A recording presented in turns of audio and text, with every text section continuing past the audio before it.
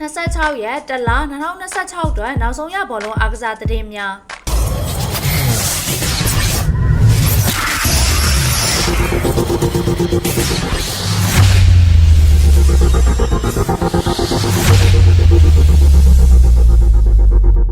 အားလုံးပဲမင်္ဂလာပါရှင်ကိုဆိုစပေါ့ channel လေးကနေပြန်လည်ကြိုဆိုလိုက်ပါတယ်ဒီနေ့ပြပြပေးမယ့်သတင်းအကြောင်းအရာလေးကတော့ဖီနာဘာချီတိုက်ဆွန်မှုယူဆိုအန်နီစီရီဟာဂျူပင်တာအသင်းကိုပြောင်းရွှေ့ဖို့ကလပ်အသင်းတစ်ခုကြားလှုပ်ဆောင်နေပါတယ်အန်နီစီရီဟာအငှားစာချုပ်ထက်အမြဲတမ်းပြောင်းရွှေ့ဖို့လိုလားပေမဲ့ဂျူပင်တာအသင်းကတော့အမြဲတမ်းစာချုပ်နဲ့မဟုတ်ပဲအငှားနဲ့သာဆက်လက်လှုပ်ဆောင်ခြင်းနေတာကြောင့်ယခုချိန်ဒီသဘောတူညီမှုကိုမရပဲဖြစ်နေပါတယ်ဒီလာရီယဲနဲ့ရီယယ်မက်ဒရစ်ရဲ့လာလီဂါပွဲမှာရီယဲက2စီးနဲ့နိုင်ရရှိခဲ့ပါတယ်ဒီဂိုးတွေကိုတိုက်စစ်မှု MRB ကသွင်းယူခဲ့တာကြောင့်သူဟာလာလီဂါပွဲပေါင်း20မှာ22ဂိုးထိရရှိသွားပြီဖြစ်ပါတယ်ဒီလာကွင်းလေလူဟာဘေးဟီလီယောဟာတနင်္ဂနွေနေ့ပွဲစဉ်မှာပြန်လည်ပါဝင်တော့မှာဖြစ်ပါတယ်ဒီလာအသင်းဟာပြီးခဲ့တဲ့နွေရာသီနောက်ဆုံးရက်မှာလဘဘူးကနေသူ့ကိုအငှားနဲ့ခေါ်ယူခဲ့ပြီးပရီးမီးယားလိဂ်10ပွဲကစားခွင့်ရရင်ပေါင်35တန်းနဲ့အပြီးသက်စာချုပ်ကိုချုပ်ဆိုဖို့သဘောတူညီမှုကိုရရှိထားခဲ့ပါတယ်သူဟာဒီရာသီမှာလဘဘူးနဲ့ဒီလာအသင်းအတွက်ရှင်ပြိုင်ကစားနေတဲ့ပွဲစဉ်တွေမှာပါဝင်ကစားခဲ့တာကြောင့်ဇန်နဝါရီလမှာအငှားနဲ့ဖြစ်စေရေစစာချုပ်နဲ့ဖြစ်စေ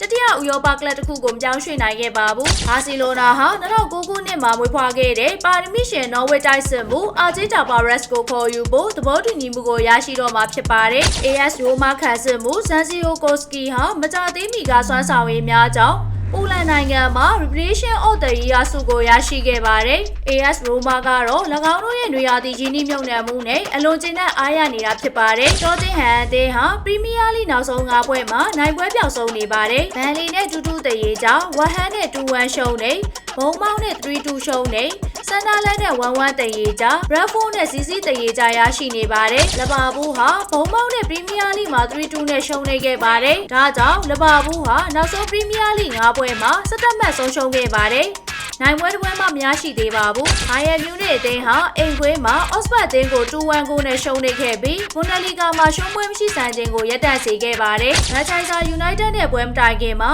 အာဆင်နယ်ဟာဒီရာသီမှာပထမအဆုံးအကြိမ်ဖြစ်ကြက်ခိုင်မှုအပြည့်နဲ့လူစင်းကိုပိုင်ဆိုင်ထားပါတယ်။သဘောတူညီမှုရရှိခဲ့ပြီးနောက်ဖူဟန်တိုက်ဆက်မှုအဒမာတိုတွေဟာဝဟန်အသင်းကိုပြောင်းရွှေ့ဖို့အဆင်သင့်ဖြစ်နေပြီဖြစ်ပါတယ်။သူဟာဒီဇင်ဘာလကတည်းကဝဟန်ကိုပြောင်းရွှေ့ဖို့လိုခဲ့တာဖြစ်ပါတယ်။မန်စီရီအသင်းကအိမ်ကွင်းမှာဝူအသင်းကို2စီးနဲ့နိုင်ခဲ့တဲ့ပွဲမှာကစားသမားအသစ်တွေဖြစ်တဲ့အန်တိုနီစီမန်ရိုကတကိုးသွင်းယူခဲ့ပြီးနောက်ခံလိုမော့ကွေဟီကဂိုးမပေးရတဲ့ပွဲဖြစ်ခဲ့ပါတယ်။အကောင်းဆုံးခြေစွမ်းပြသနိုင်ခဲ့တဲ့မန်စီးတီးရဲ့ခံစစ်ကိုလည်းတွေ့မြင်ခဲ့ရတာပဲဖြစ်ပါတယ်။အဆုံးထိအားပေးကြတဲ့ဘောလုံးပရိသတ်များအားလုံးကိုအထူးပဲကျေးဇူးတင်ပါတယ်ရှင်။အားကစားသတင်းတွေကိုနေ့စဉ်တင်ဆက်ပေးမှာမို့လို့ကိုဆိုရဲ့ YouTube Channel လေးနဲ့ TikTok အကောင့်လေးကိုလည်း Like and Subscribe လုပ်ထားပေးပါဦးနော်။